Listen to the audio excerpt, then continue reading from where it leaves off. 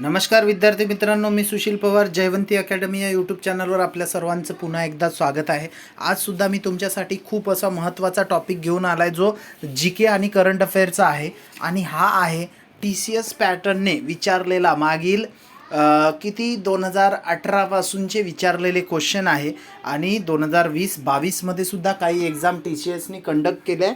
त्यामध्ये जे विचारलेले क्वेश्चन आहे जनरल नॉलेजचे, जे तुम्हाला होणाऱ्या तलाठी भरती पेपर असेल किंवा वनरक्षक भरती असेल किंवा इतर पोलीस भरतीमध्ये सुद्धा हे क्वेश्चन येऊ शकतात, त्या टाईपचे क्वेश्चन आहेत.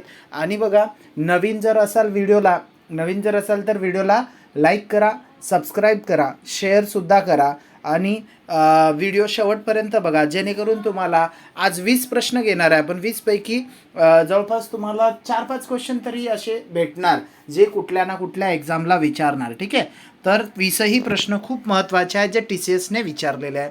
तर पहिला प्रश्न आहे बघा, पहिला आहे, पहिल्या लोकसभेचे प्रथम सत्र कधी सुरू झाले?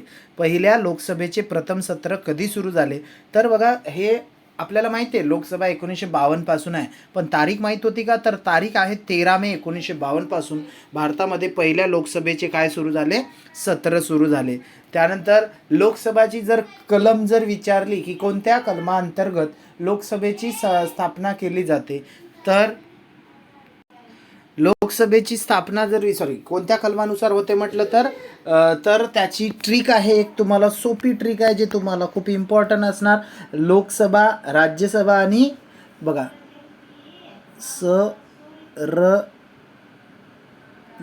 सरला दिसतंय. स म्हणजे काय रे? स म्हणजे आहे, एक मिनिट, स म्हणजे होतं संसद, र म्हणजे राज्यसभा आणि ला म्हणजे लोकसभा. हे लक्षात ठेवायचं. सरला नावाची एक पोरगी आहे. संसदेची स्थापना किती? 79 कलम, आर्टिकल किती? 79, जी संविधानामधली आहे.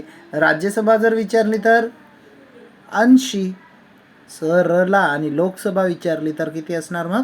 81. या कलमाअंतर्गत लोकसभेची काय झाली आहे? स्थापना झाली आहे. मग पहिले सत्र कधी सुरू झाले म्हटलं तर 13 मे 1952. लोकसभेचे पहिले अध्यक्ष जर विचारलं तर गवा मावळणकर हे होते. ठीक आहे. त्यानंतर दुसरा प्रश्न आहे, पुणे करारावर गांधीजी सोबत अजून कोणी स्वाक्षरी केली?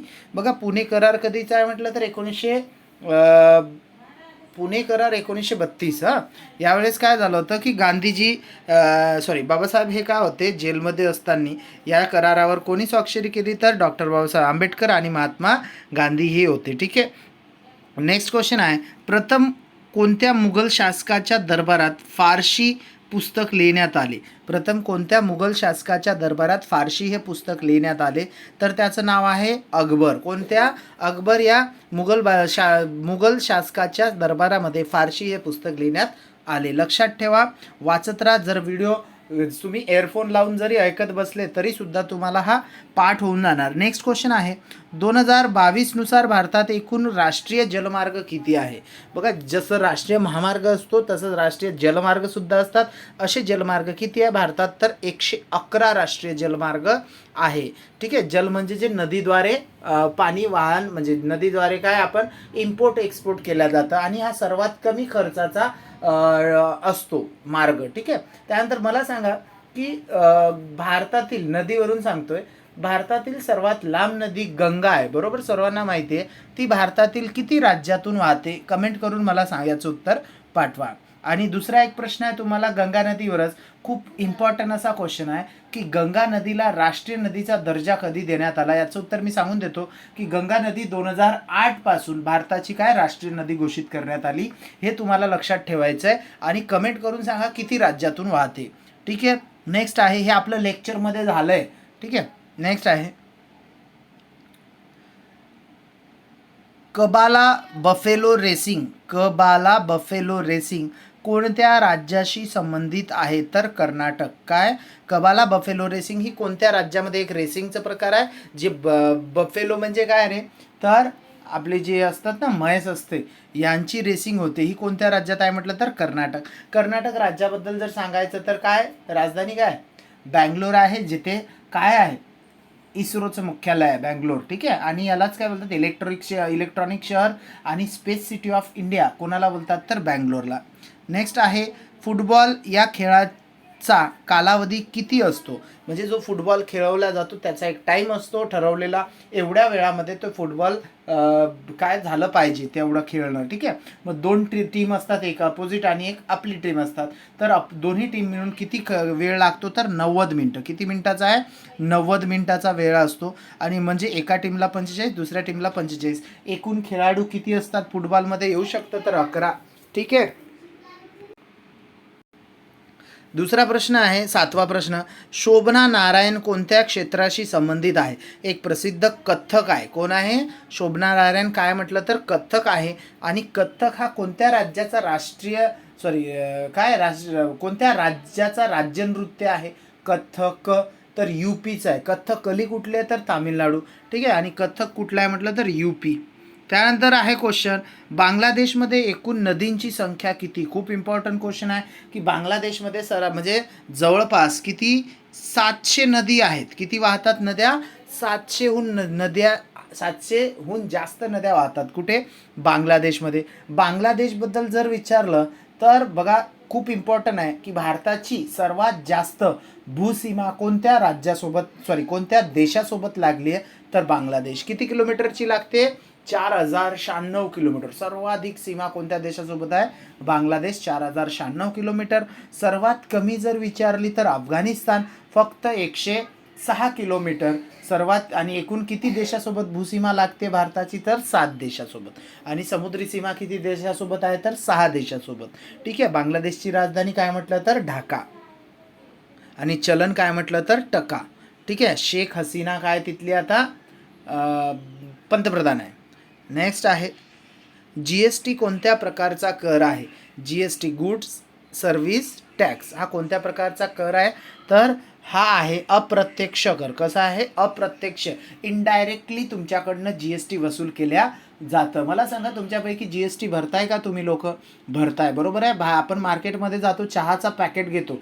दैनंदिन जीवनामध्ये जो गरज आहे चहाची पत्ती पॅकेट असतं ना 10 रुपयाचा 20 रुपयाचा ते इन्क्लुडिंग ऑल टॅक्सेस असते. ठीक आहे.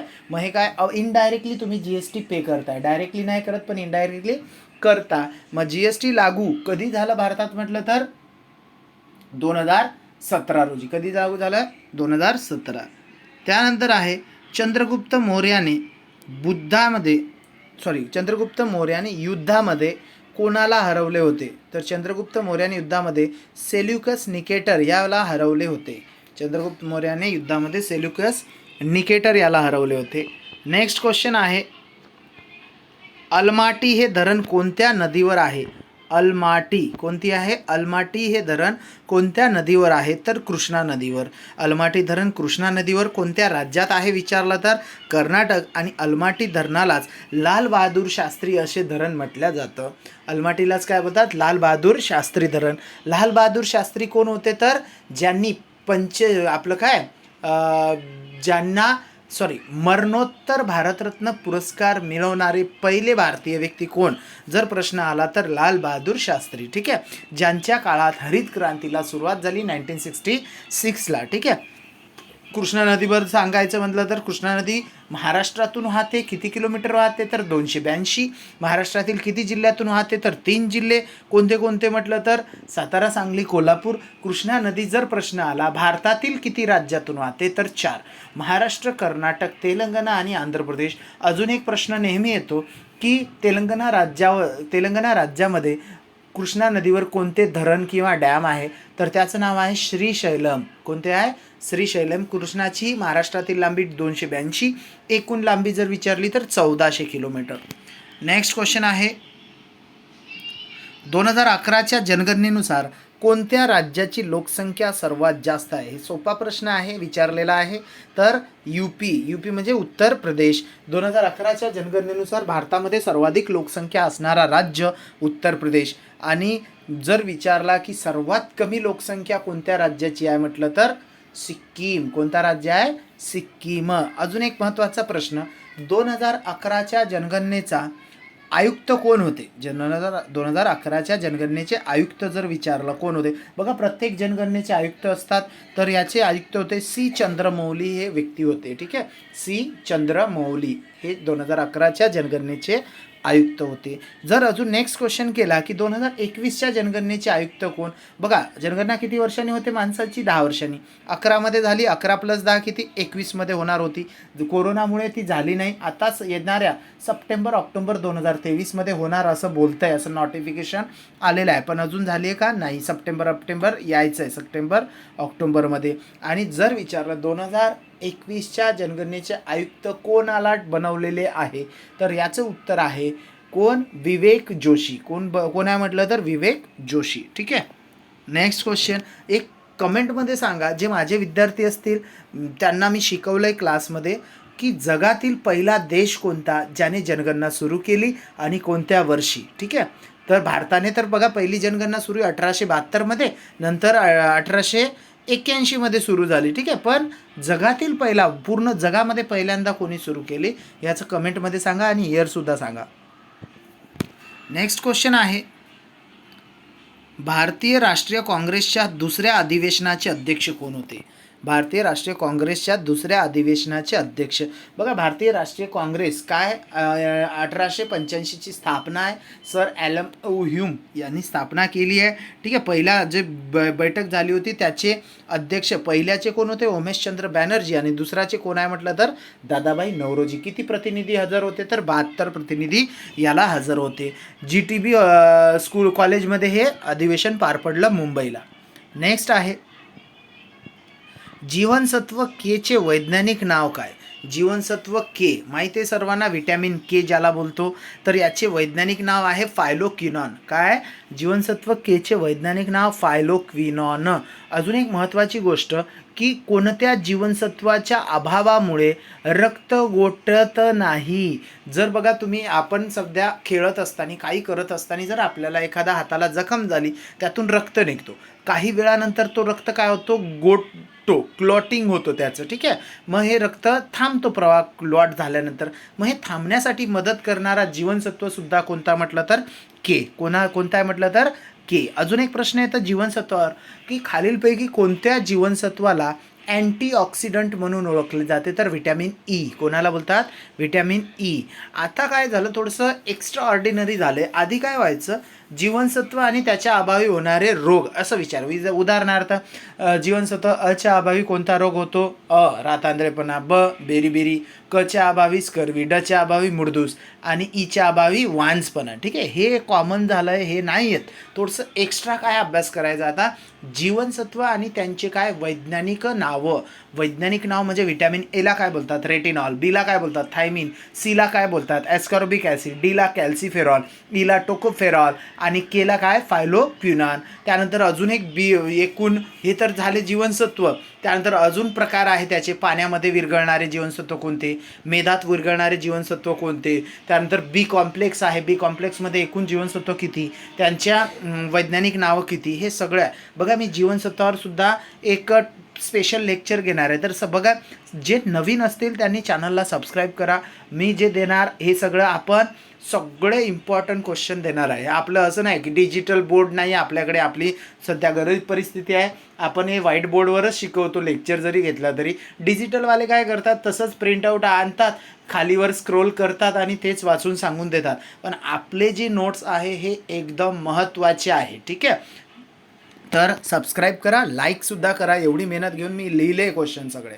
ठीक आहे, नेक्स्ट क्वेश्चन बघा, भारताने पहिल्यांदा थॉमस कप कधी जिंकला?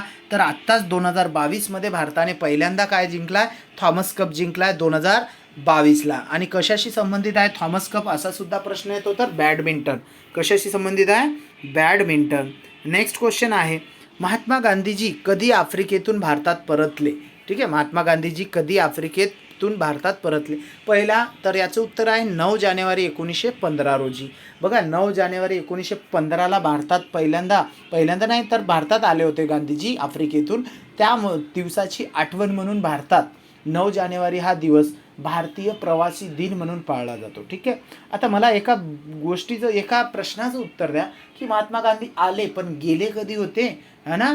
महत्त्वाचा प्रश्न आहे ना. बघा, महात्मा गांधीजी हे साऊथ आफ्रिकेला कधी गेले असा जर क्वेश्चन आला तर ते गेले होते 1893. बघा, 1893ला बापू कुठे गेले?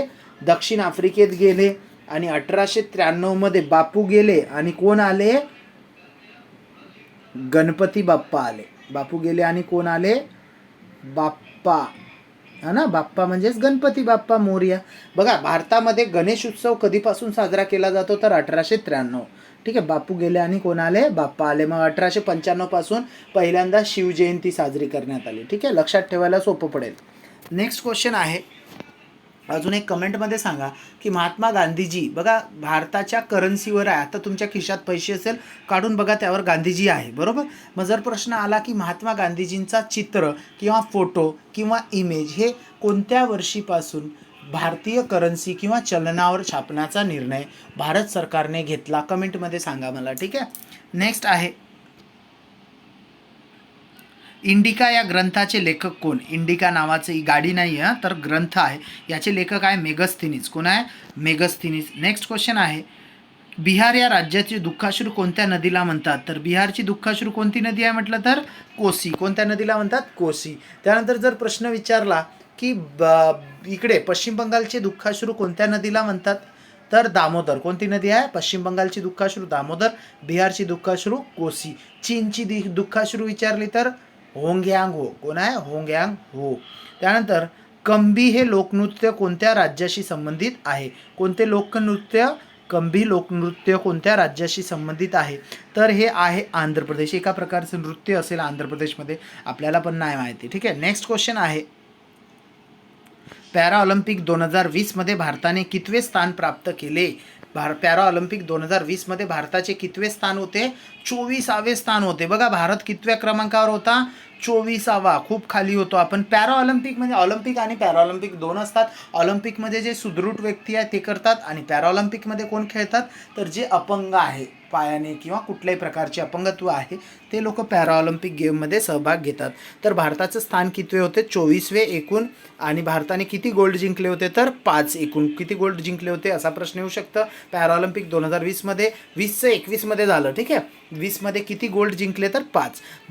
त्या पॅराऑलिम्पिकमध्ये प्रथम क्रमांकाचा देश कोणता तर चायना. त्याने 207 एकूण जिंकले होते, त्यापैकी 96 गोल्ड होते. आणि दुसऱ्या क्रमांकाचा जे देश होता ब्रिटन, 124, त्यापैकी 41 काय होते तर गोल्ड होते. ठीक आहे. जर व्हिडिओ आवडला असेल तर व्हिडिओला सबस्क्राईब करा, शेअर करा, लाईक करा आणि लाईक तर कंपल्सरी करा. ठीक आहे. थँक्यू.